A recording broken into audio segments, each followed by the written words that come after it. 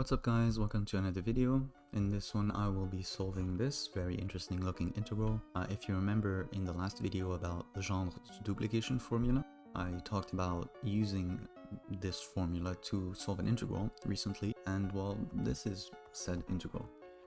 So the first thing I want to do is substitute negative log x for u, which implies x is e to the negative u, and this further implies that dx is equal to negative e to the negative u du.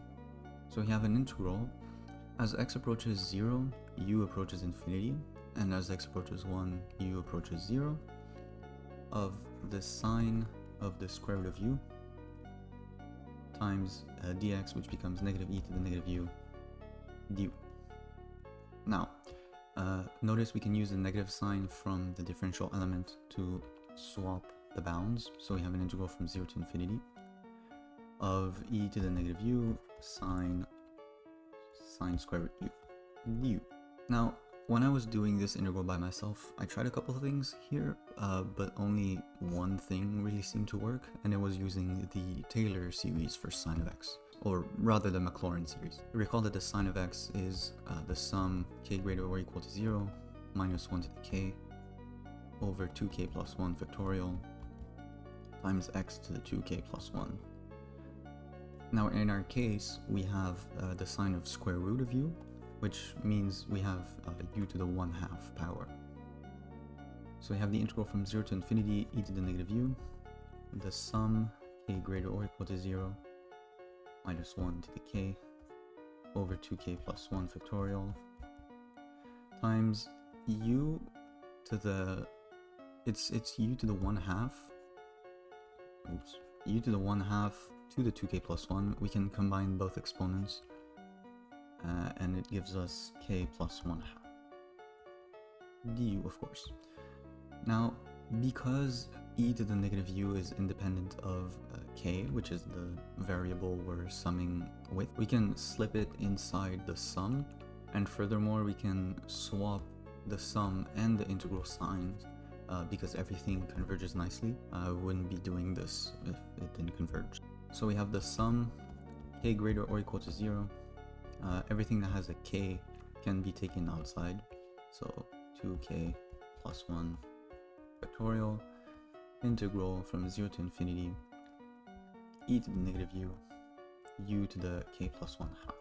Now you might have noticed this here is the gamma function, and it's precisely gamma of k plus 1 plus 1/2, because usually we'd have u to the n minus 1 for gamma n, so n minus 1 in our case would be equal to k plus 1/2, add 1 to both sides, and I'm not combining those on purpose, just so we can notice something a little bit easier afterwards.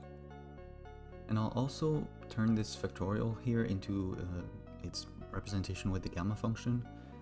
2k plus 1 factorial is gamma 2k plus 2 factorial.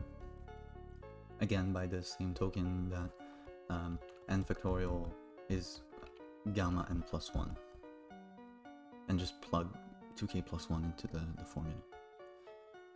So we have the sum k greater or equal to 0 of negative 1 to the k times gamma, and I'll put k plus 1 in parentheses just so something becomes much easier to see later, over gamma of, and I'll factor out the 2 here, so we have 2 times k plus 1. And this sum, in my opinion, is absolutely beautiful. I mean, we have alternating quotient of gamma functions, and somehow everything converges nicely to some really weird value with that. So let's get going. This is precisely the point where I want to invoke Legendre's duplication formula, which is that gamma z plus 1/2 is equal to gamma 2z times 2 to the 1 minus 2z root pi. I'm going to rearrange some things really quickly. We have gamma z plus 1/2 over gamma 2z. So I just divided by gamma 2z on both sides, and I'm going to divide by gamma z as well. So we have 2 to the 1 minus 2z root pi over gamma z. Now notice in our case, we have exactly gamma z plus 1/2 over gamma 2z, right? We have this where z is equal to k plus 1. So we can replace that in our sum. So we have the sum k greater or equal to 0 minus 1 to the k, and this whole chunk becomes this. So we have 2 raised to the 1 minus 2 k plus 1 times root pi over gamma k plus 1. Now of course there are some constants we can take out, and this is equivalent to 2 raised to the 1 minus 2u minus 2, or in other words 2 to the negative 1 minus 2u minus 1 minus 2u, whatever, which can be further broken down into 2 to the negative 1 times 2 to the negative 2u. And I just realized that it's a k, not a u. Sorry for my bad handwriting. Fortunately, this is a constant, we can take it outside, so we have root pi over 2 times the sum k greater or equal to 0 of what's left. Also, it's a 2 right here. 2 to the negative 2k. Terribly sorry about that. Right, 2 to the negative 2k, I'll write this as a quarter to the k. And we have over gamma k plus 1. However, gamma k plus 1 is just, k factorial. Now, this sum may look familiar to you, but if it doesn't, I'll show you something that will make you remember. Recall that e to the x is the sum k greater or equal to 0, x to the k over k factorial. Now, watch what happens if I plug in negative a quarter into x. We have the sum k greater or equal to 0, negative a quarter to the k over k factorial, and this can be further simplified into negative 1 to the k, a quarter to the k